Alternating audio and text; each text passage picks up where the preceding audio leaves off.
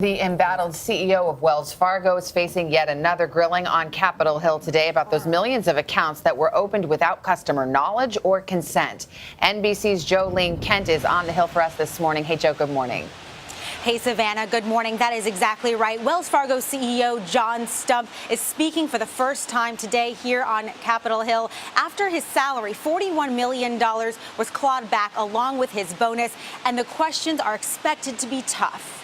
After last week's dressing down by the Senate, Stumpf will now appear before the House Financial Services Committee on Capitol Hill. I think a number of laws potentially could have been violated here. Our business in government is to make sure that not just the bank, but the individuals who are responsible are held accountable to the full extent of the law.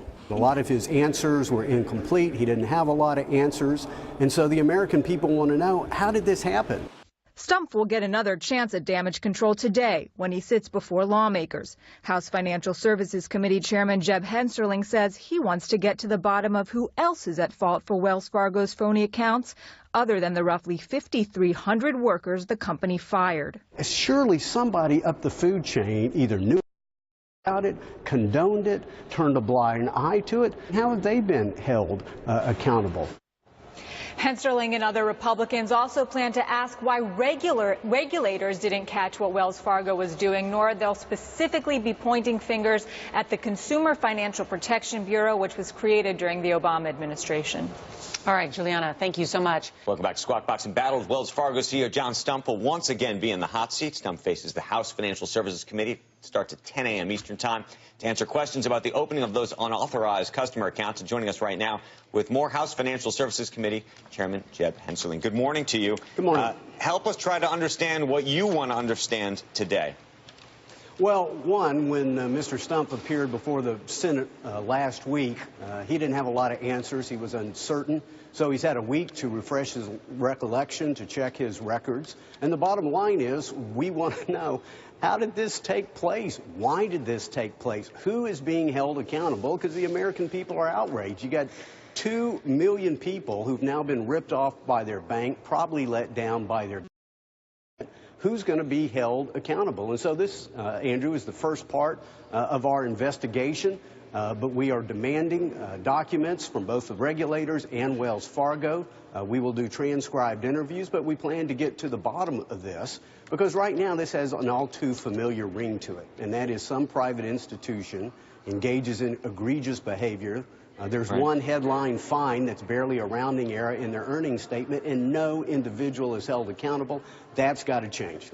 Part of what we're going to do today is try to get to the bottom of what did he know, when did he know it, what did he do about it, and who is being held accountable up the food chain and upper management, not just the lower level employees, but somebody either directed this activity, condoned this activity, or turned a blind eye to this activity. When you look at the various regulatory agencies that oversee Wells Fargo, did they fail in not spotting this sooner and doing something about it? This came out from a Los Angeles Times article. Oh, absolutely. Well, again, I think a very good case can be made that people, again, were not just ripped off by their bank, they were let down by their government. And so we have questions. The OCC had examiners embedded in Wells Fargo. CFPB had examinations going on for years, and yet, why did it take the LA Times to break the story? And then once the story broke, why did it seemingly take almost 18 months before the federal government started their investigation? And ultimately, it was the LA City Attorney's Office. And so we're going to have questions of the regulators as well. Were you asleep at the switch? And again, I'm not quite ready to draw firm conclusions. We're early days in this investigation. But again, maybe they deserve a pat on the back. It sure doesn't look like it. It looks like they deserve a swift kick in the pants. Wells Fargo CEO is heading back to Capitol Hill for another beatdown. He'll be testifying before a House committee. So what are lawmakers going to do to hold him accountable, or is this just going to be another grandstanding session? Joining us now is Republican Congressman Jeb Hensarling. He's the chairman of the House Financial Services Committee. Congressman, I appreciate you joining us this morning. I don't mean to sound cynical, but there is not a lot of reason to believe anything will change. We hear about bad acts from the banks all the time. Nobody goes to jail. Nobody gets punished. What will be different this time? Well, you're right, and the American people are rightly outraged. I mean, too often it feels like deja vu all over again. You have some institution engaged in illicit behavior. They end up paying some fine that makes a big headline for a regulator, but it's a rounding error in their earnings statement, and yet no individual is held accountable.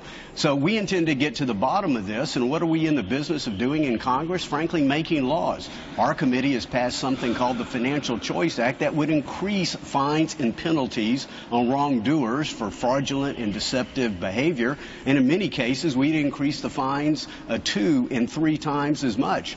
In addition, we would ensure that Wells Fargo and any large bank would never, ever qualify for a taxpayer bailout. That's one of the things that we think encourages this egregious behavior. But the bottom line is millions of Americans just got ripped off by their bank, probably let down by their government, and it's the responsibility of Congress to get to the bottom of it. We do understand that some people are calling for an SEC investigation. What's your take on whether or not this may be a criminal matter or some type of civil fraud or something that should be investigated with some type of penalty and litigation?